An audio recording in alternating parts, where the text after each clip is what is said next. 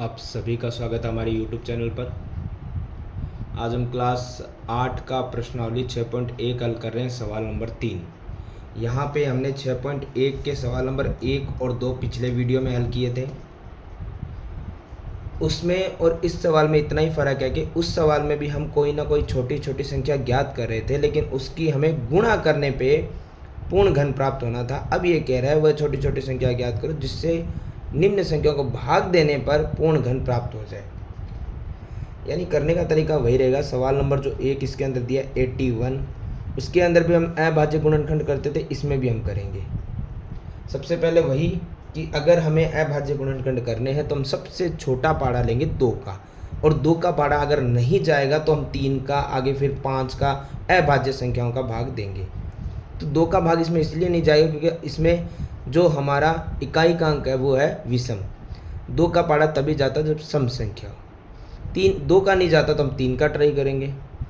रफली आप करके देख सकते हैं। 3 दूना 6 बच गया 2, यानी हो गया 21, 3 साते 21। फिर 3 का ही जा रहा है, 3 नीम 27, फिर 3 का 3 तिया 9, 3 एकम 3।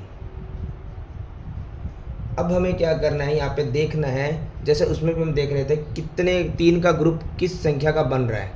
जिसका बन रहा है उसका हमें ना गुणा करनी होती है ना भाग करना होता है। जिसका ग्रुप ना बन रहा हो उसी संख्या का हम भाग कर देते हैं। तो हम यहाँ लिख देंगे कि 21 को यदि पूर्ण घन में हमें प्राप्त करना है, यानी 21 को पूर्ण घन संख्या बनानी है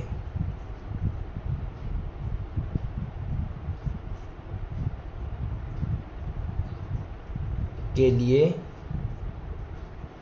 किसका भाग देना पड़ेगा, जिसका ग्रुप नहीं बना है। तो 3 का भाग देंगे।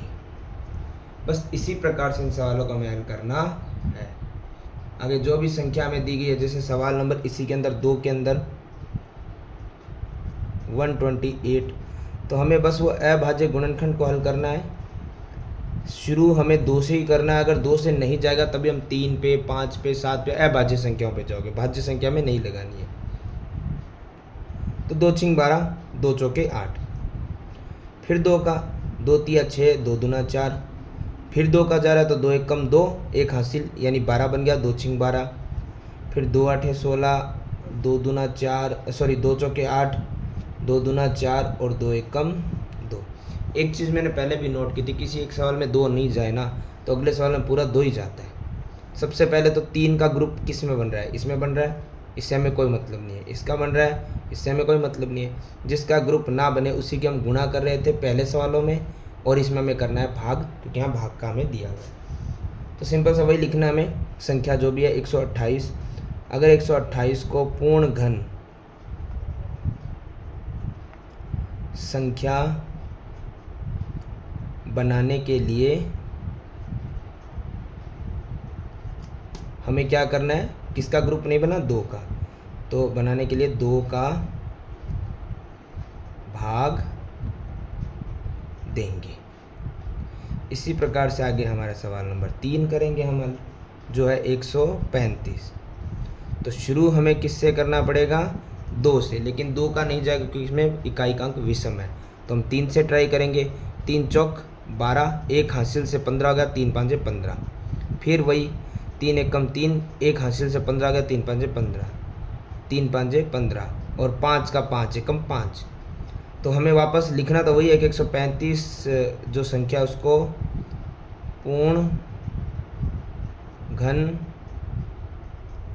संख्या बनाने के लिए जो संख्या का ग्रुप नहीं बना है उसी का हम भाग दे देंगे। 5 का भाग देंगे।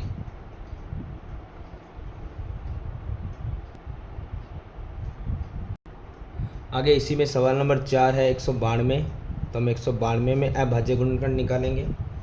उसी प्रकार से 2 का भाग जा रहा है तो लगाएंगे 2 निम 18, 1 हासिल से 12 बन गया, 2 छिंग 12, 2 चौके 8, 1 हासिल से 16 बन गया, 2 आठे 16, 2 दूना 4, 2 चौके 8, 2 एक कम 2, 2 दूना 4, 2 छिंग 12, 2 तिया 6 और 3 एक कम 3। जिसका 3 का ग्रुप बन गया उनको छोड़ो, जिनका नहीं बना उनको हम लिख देते हैं कि अगर 192 को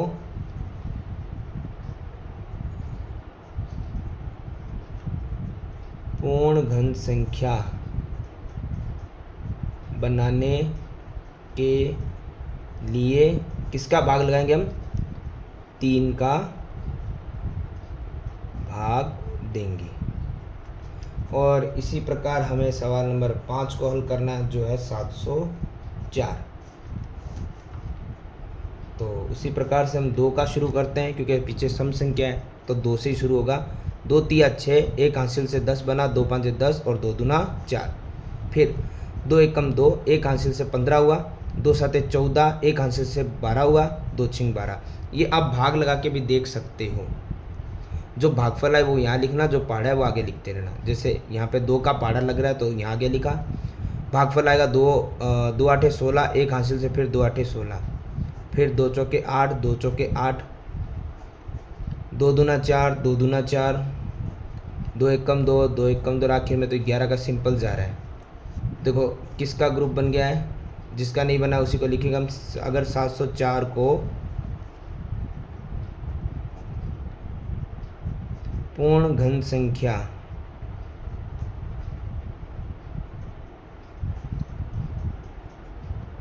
बनाने के लिए किसका भाग देंगे हम? 11 का भाग देंगे। इस प्रकार से हमारा सवाल नंबर 3 होता है कंप्लीट।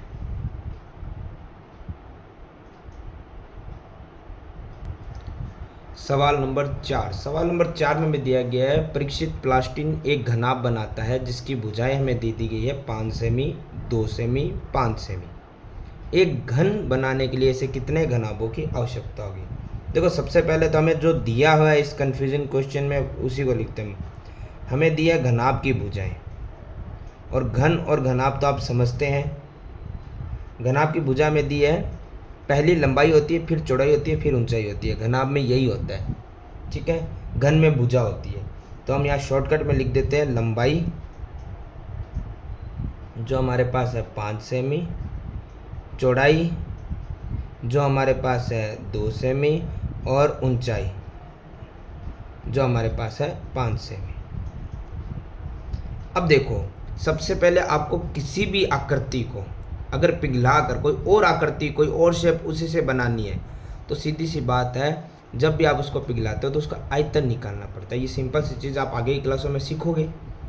हमें कोई भी वस्तु को पिघला कर, बदल कर उसी वस्तु को किसी और आकृति में ढालना होता है। जैसे घनाभ को घन बनाना है तो सबसे पहले उसे पिघलाना पड़ता है, और पिघलाने का मतलब उसका आयतन निकालना पड़ता है। तो हम घनाभ था तो घनाभ का आयतन निकालेंगे। ये चीज़ों के बारे में आप आगे विस्तार से जानेंगे, विस्तृत रूप से। घनाभ के आयतन का सूत्र होता है लंबाई इंटू चौड़ाई इंटू ऊंचाई। तो यहाँ पे लंबाई हमारे पास कितनी थी? 5, चौड़ाई थी 2 और फिर ऊंचाई थी 5। ध्यान रखिए घनाभ के आयतन का सूत्र होता है लंबाई, चौड़ाई और ऊंचाई तीनों गुणा में होते हैं। तो तीनों गुणा करने पर हमें मिलेगा 5 दूना 10 और 10 5 50, ठीक है। एक समय के लिए हम इसे लिख देते हैं सेमी और क्यूब। लेकिन एक चीज़ हमें गुणा तो लिखनी है, लेकिन इसमें एक चीज़ ध्यान से हमें देखना है, हम इसका क्या बना रहे हैं? घन बना रहे हैं। और घन बनाने के लिए आपको पहले से पता है हमें ग्रुप में संख्या चाहिए, 3 के ग्रुप में। तो हम देखते हैं जो ग्रुप बन गया वो ठीक है, जो नहीं बना उसकी हम गुणा करके ग्रुप बना देते हैं। तो देखो 5 3 का ग्रुप होता है, 2 5 तो आ गए, 1 5 और चाहिए हमें, तो हम नीचे लिख देते हैं 2 हमें 1 मिल गया है। अगर हमें 3 का ग्रुप बनाना है तो हमें कितने 2 और चाहिए? 2 और चाहिए। अब देखो 5 1 2 3 हो गए, 2 1 2 3 हो गए, ग्रुप बन गया है, ठीक है। तो हम क्या करेंगे? इस गुणनखंड में इतने की गुणा और करेंगे तो वो घनाभ बन जाएंगे। तो हम क्या करेंगे? गुणा करेंगे। तो 5 दूना 10, 10 दूना 20। तो गुणा जब हम करेंगे तो उत्तर कितना आएगा? 20। और ये हमने क्या बनाया है? घन बनाया है, क्योंकि हमें क्या करना था पहले घन बनाने के लिए, तो घन बनाया हमने इस तरीके से, ठीक है। अब ये कह रहा है कितने घनाभों की आवश्यकता है, तो उतने घनाभों की आवश्यकता है जिनसे पिघला के हमने घन बनाने की कोशिश की थी। तो इसमें हमें लिखना यही है कि परीक्षित को 20 घनाभों की क्या होगी, आवश्यकता होगी।